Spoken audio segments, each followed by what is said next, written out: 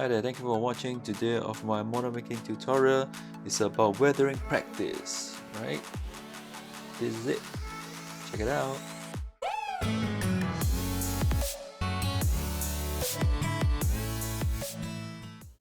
Alright, welcome back. Kid here, you're watching Juzakidt workshop. Yes, today is about weathering again.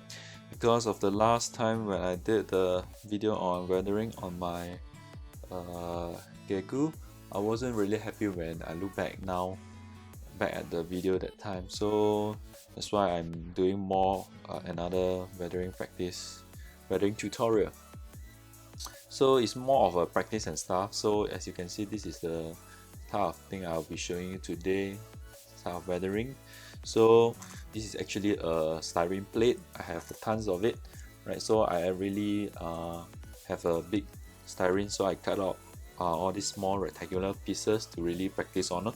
As you can see, this plate down here I already painted in purple. You can paint it in any color that you want. So what I want is, first thing, to do better scratches, better damage like scratches and stuff, which I showed before. But this is really another technique, a bit different that they use in miniature painting, which I like, which I think that is good to really learn on it, which I'm now also practicing. So usually on scratches, right, usually you'll use a lighter color of this because it's a scratch across it. So in this case, I do not have very light purple, but I do have a very light blue color, so which I'll be using, right? So you can use any color that you want. Make sure that it's very light in color, right? So what you want to do is really to just draw one line across it.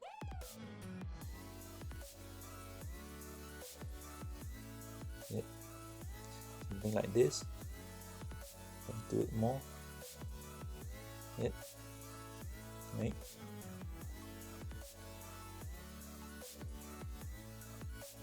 Okay, this is not. So there's also one type that you want to do is that you want to use a really fade out type of blue too. So you make sure that most of the paint is here again. So all these scratches down here are very prominent. It's because there's a lot of still loaded with a lot of paint. I wanted to do some also with like very fade off type of scratch.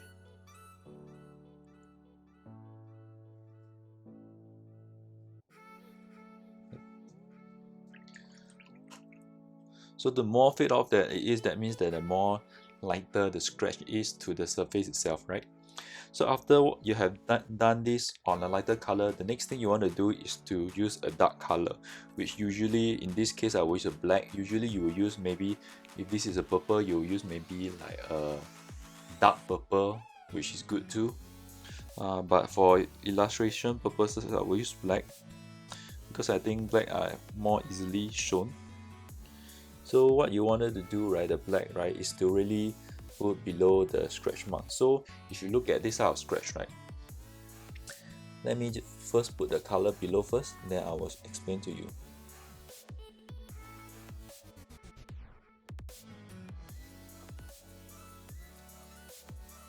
Okay, I have one here. Let me do some more. Yeah. So this is a lighter one.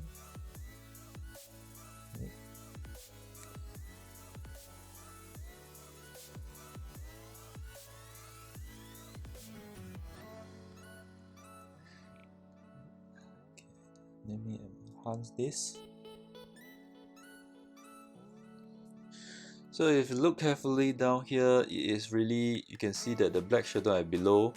If you look at this 2D plate down here, it will look like it's okay, but if you look at it from far, right, especially those figure that is small, it will be more prominent, especially if this surface are a bit brighter, it will be even more prominent. So what it does is really like, if the light source is coming from above, that means let's say the figure is like this and the light source is coming from above. So when the scratch mark is being performed like one scratch, right, it will reflect light. So when the light is here, so there will be a shadow below this scratch mark, so which is why it's below here. the light is shooting here, then it will be opposite side. So if you can see black marks, if you're looking more further away, it look even more real, right, like this. Okay, so like those lighter ones, like this more fade off one, maybe I won't do a black color one. If I want to do, right, maybe I will do a more faint type. To really like show you.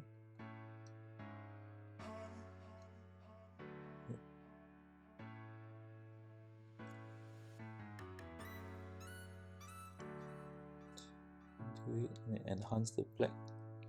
So after enhancing, I think it looks a bit better, right? It's just how it reflects light. So this is how you do scratch mark, other than the normal scratching. Usually Gunpla, when we are doing, right, we don't do the shadow below. That's because how Gunpla is painting. But if you are talking about like miniature painting, right, they focus more on light source and contrast, so they'll do this type of shadow below. Another one is like, let's say doing a hole. You use a black to draw one circle or one hole, maybe here, right? Make it darker.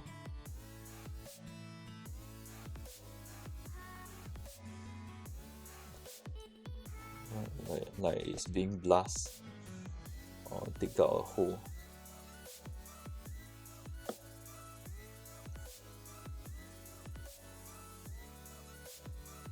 Not really, it shouldn't be even. Okay. So do a hole here, like what I did just now, you know.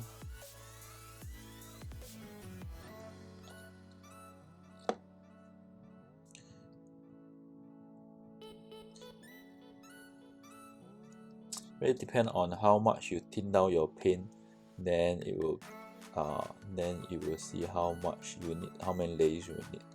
Usually I will thin down it to a certain degree of it, so that the coverage is better when you're painting. Then you will need to do a few more layers. Of course, there are also some painter out there which they want to do more thicker type of layer. It really depends on what type of techniques you want to use. Right? So you don't need to mind how thick. Just enhancing all the scratch mark also, just to let you show you more. Right. This is a bit too much of the black. Right, if I have purple, I will fix it. If not, it should be like this. The two lines should be about the same. So let's wait for it to dry. Okay, it's more or less dry already, right? The black color. So now we want to show the techniques really to, let's say there's a blast in, like a hole to the miniature, the gundam or the miniature, whatever it is. So what you want to do, same thing with this type of thing, we will need to do a reflection. So the reflection will be usually below of the hole, right? Let me paint using the most clearest, lightest color, the highlights.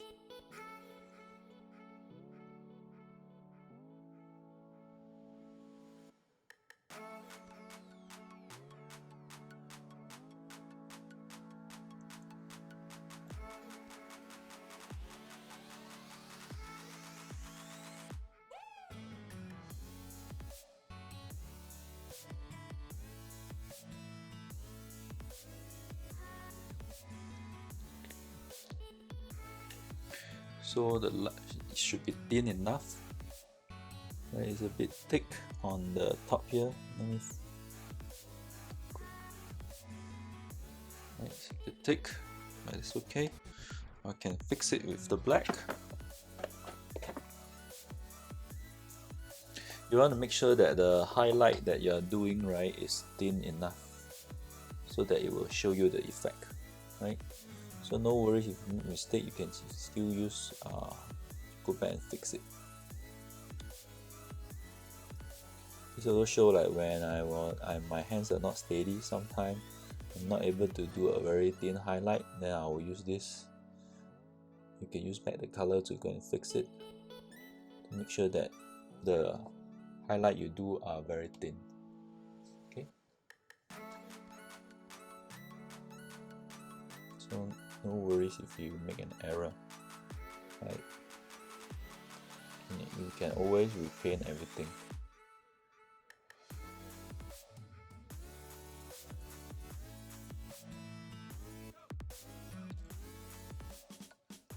Let's make sure the highlight is one line.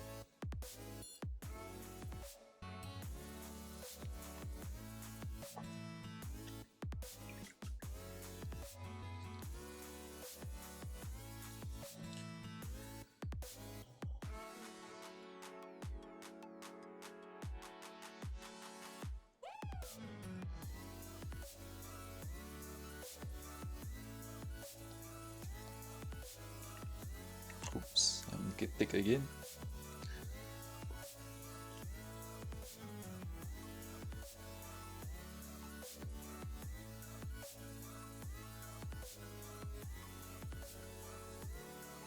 Okay, there you go. Right, so this is how it looks like. So it will really stimulate like there's a hole down there, give you more 3D effect, right? Like those I have done when it's dry. Okay, so one thing is that you try to make your hole a bit uneven. So right here you see that this line down here is a bit too even already. Should be a bit more uneven, then the hole will look even more real. But other than that, right, if you look at it, this is how it goes like. So the same thing, the light will come down from here. So because the hole is here, the hole is big, right? It's 3D, so you'll reflect light on the bottom. That's how to do a hole. So the next one we want to do is really to do weathering, another part of weathering, which very commonly people will see, which is using sponge, right? Sponge down here. As you can see, there's already some black mark down here. I always use this to do weathering. So what you want to do is really to dip into really your paint, like most of your paint. You can use your border or anything. Dip in a whole lot of it. Yeah. So let me show you. So this is like a paper towel. So what you want to do is really to clean off everything. Make sure everything is clean off. It's really dry brushing, right? When everything is like mostly clean off, then you can dab it onto your figure or anything. So what we want to do is really, you can dab it anywhere. Now usually it will gather on the edges more. So you just dab it on the edges.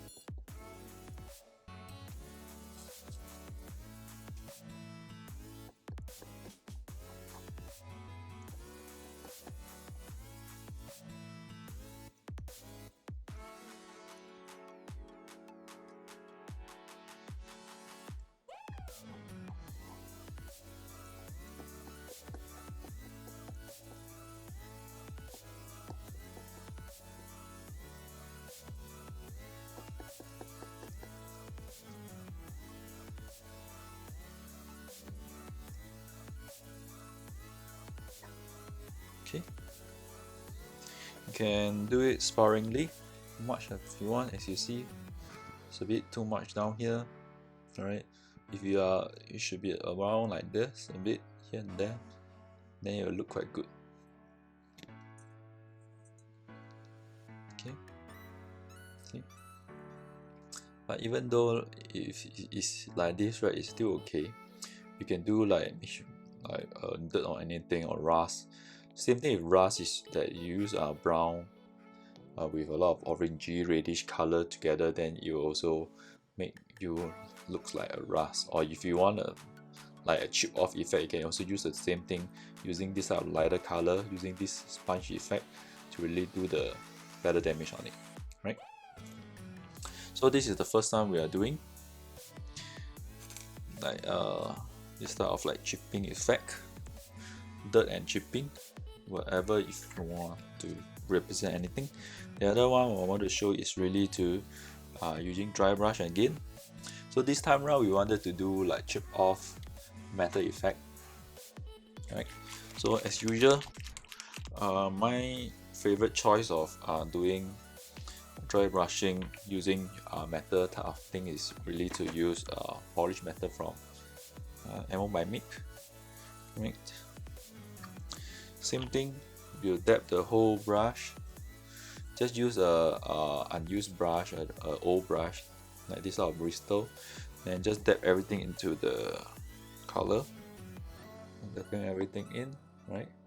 Then wipe off everything, same as just now, right? Let me show you again. Just wipe off, make sure everything is off, right?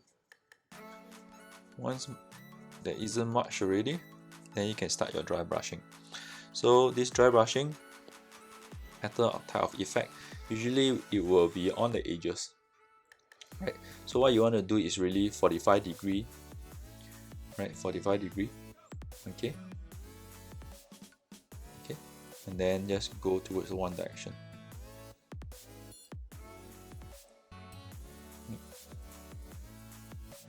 45 degree.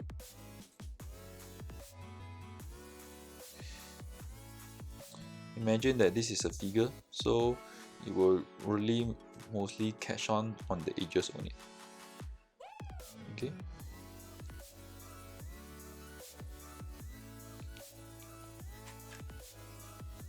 And let me show you. So you see, right? It's on the side. It looks like this looks like a metal piece already with the silver dry brush. Right? So this really look like a chip off dirt. If this is using dust and stuff, then it will look maybe some brown and stuff, the rust color, then it will look like really a metal piece, right? So of course, this is the main techniques that are used in this weathering weathering thing that I'm showing you down here. There's also some other thing that people will use. You can either use dry brushing using paint, or you can use this type of Tamiya weathering technique, just to show you. So usually I will use this because I have it, right? So you can use a sponge or anything, this will do also, or you can use dry brushing, both will works, okay? So what you want to do is like go to the hole, like this is the hole, try to just go around it, right? The effect is very subtle.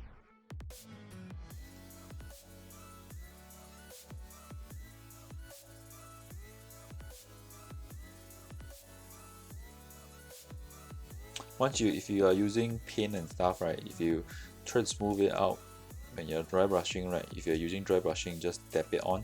Then after you brush already, try to clean the brush, then using a clean brush, smooth out the area beside it. Just smooth it out, just go around and smooth, right? So after you smooth it out, you look like something like this. So it just look like a hole that people like a bullet just shoot through, then now the soot, the smoke and dirt are all covering around. This also works too, okay, if you're looking at this type of effect. So these are some of the more common effects that people are doing right now, okay? So I hope this really helped you, and I think that really doing like this type of small pieces really helped me to practice more, so I can keep on do a lot until I'm happy with. I can also paint it with other colors, then try using other highlights that what type of color does work most. Right, see, this is the one that I do last time. The only difference this and this, right, is that I have one more oil spill down here, which I don't have the product right now with me. I just use it finish. After next time I bought it, I will do it again in another tutorial, right, with other stuff. But basically this is how to do a weathering type of practice, or let's say a tutorial. Yep. Hope that this is helpful to you. So if you like this type of video, please remember to like, subscribe and share the video, and also comment on the video if this really helps you or not. Let me know what do you want to know. If I know or anything, I will try to put it up on a video to really share the techniques that I know and are currently using, right? So keep here, I'll see you in the next video. Bye bye.